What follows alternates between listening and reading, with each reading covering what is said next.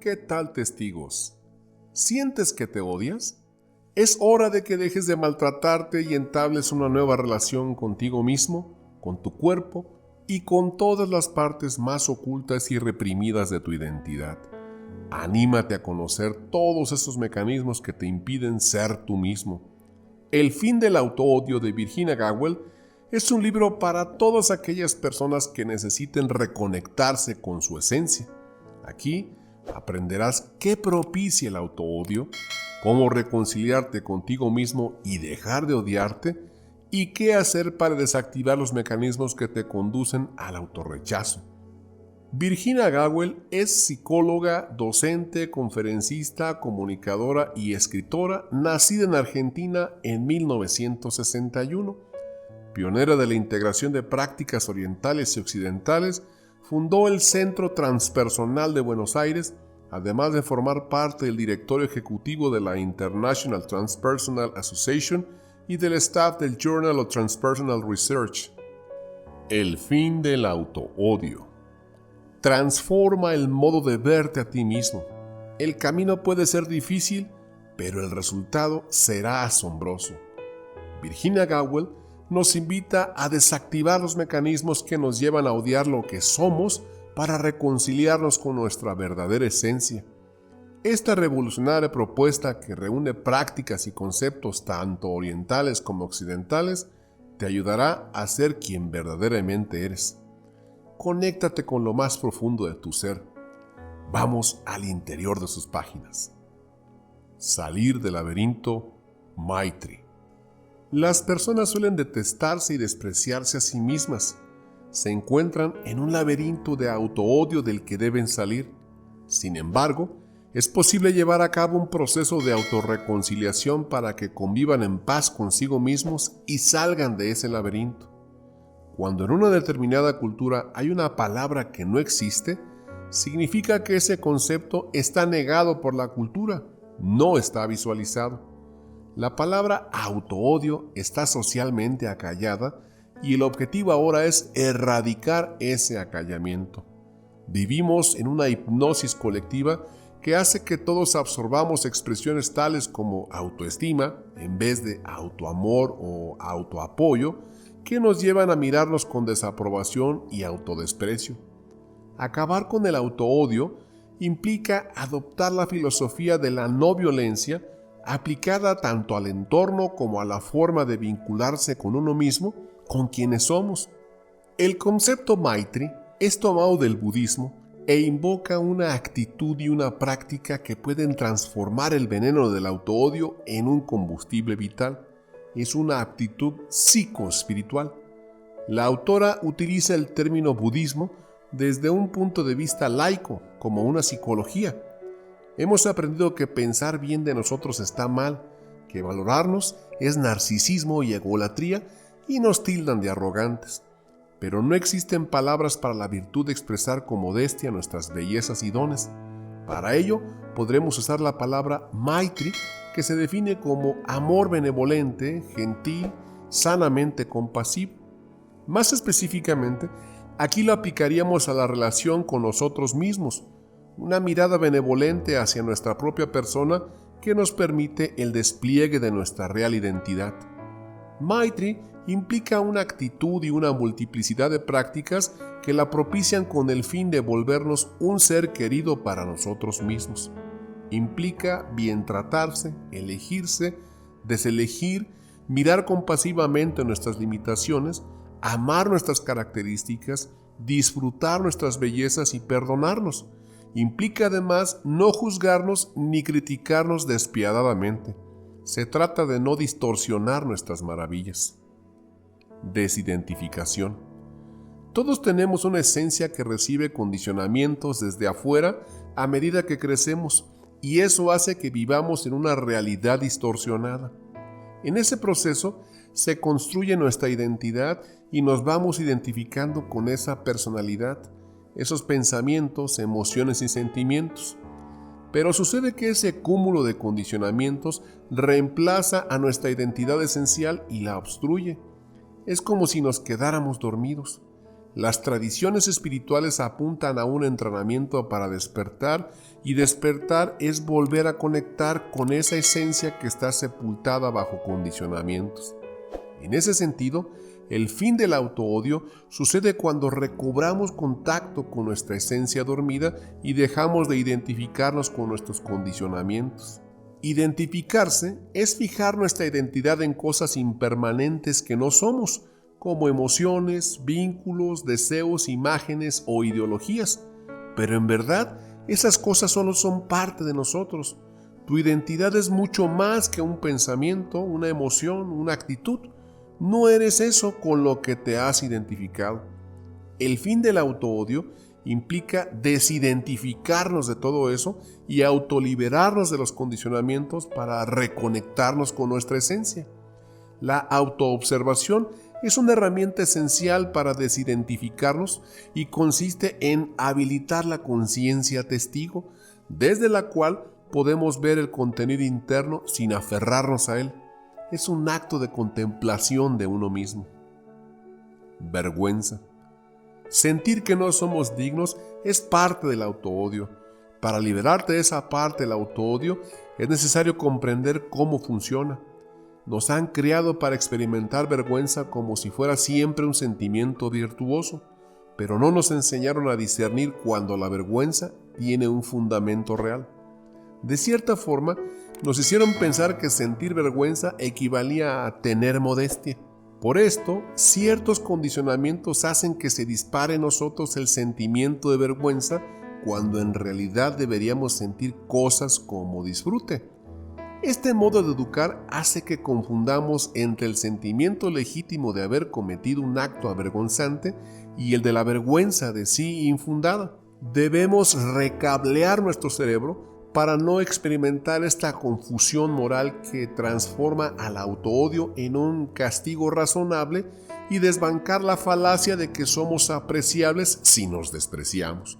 Avergonzarnos no es ser modestos, por el contrario, nos transforma en seres autoanulados. Intrafobia. La intrafobia es el miedo de hacer contacto con nuestro inconsciente. Uno siente que de allí podrían emerger los rasgos menos apreciados, lo siniestro, lo incontrolable, lo primitivo. Quienes experimentan intrafobia temen a sus emociones, a indagar en lo que duele, a hacer psicoterapia. Se resisten a entrar en su interior y a otros que lo hagan, dado que desconocen su esencia. Este miedo forma parte del autorrechazo. Reconocerlo y combatirlo será indispensable. Las psicologías de Oriente como el taoísmo, el budismo y el sufismo abordan las emociones, los estados sutiles de la mente, la identidad profunda y una visión del inconsciente muy concreta. Proponen conceptos y prácticas que son aplicables a la interioridad de cualquier persona en todas las culturas y épocas.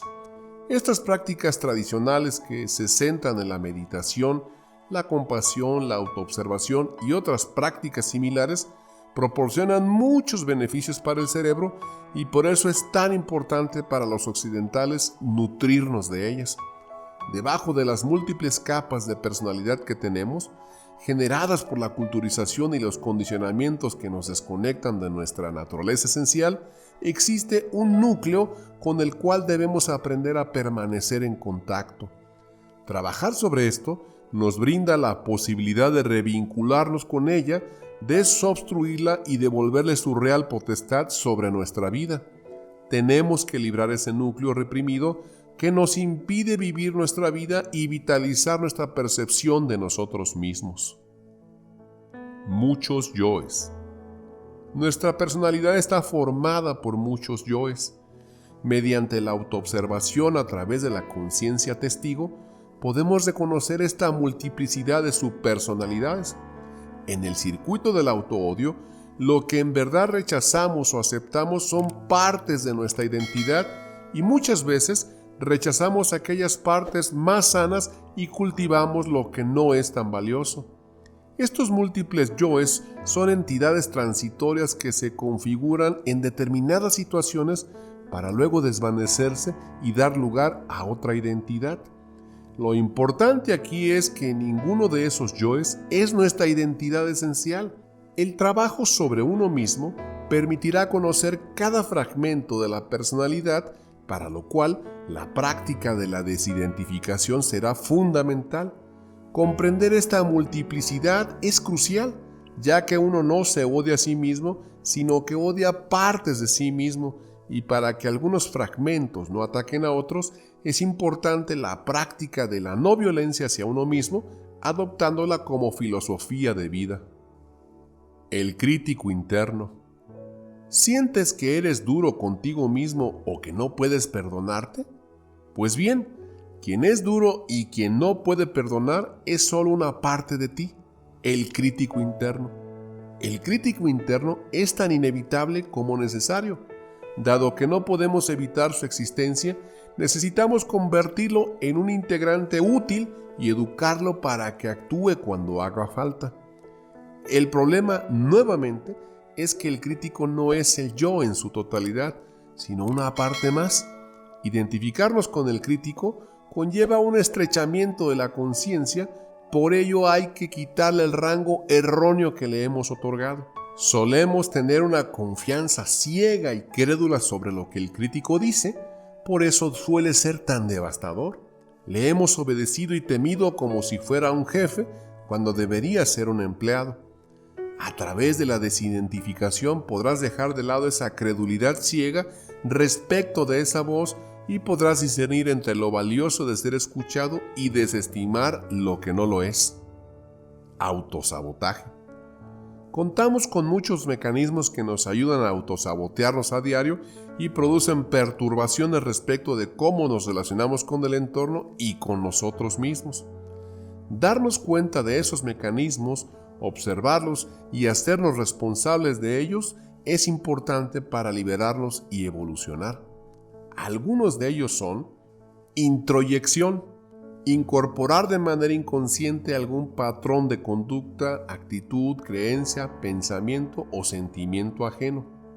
Proyección, eyectar lo que rechazamos de nosotros. Confluencia, no poder discernir entre el yo, el ustedes y el nosotros. Esto no implica poder reconocer qué nos hace mal y qué anhelamos y obnubila la identidad. Retroflexión, hacerse a uno mismo lo que uno no se atreve a hacerle a los demás. Deflexión, evitar un monto de energía emocional que no se puede afrontar.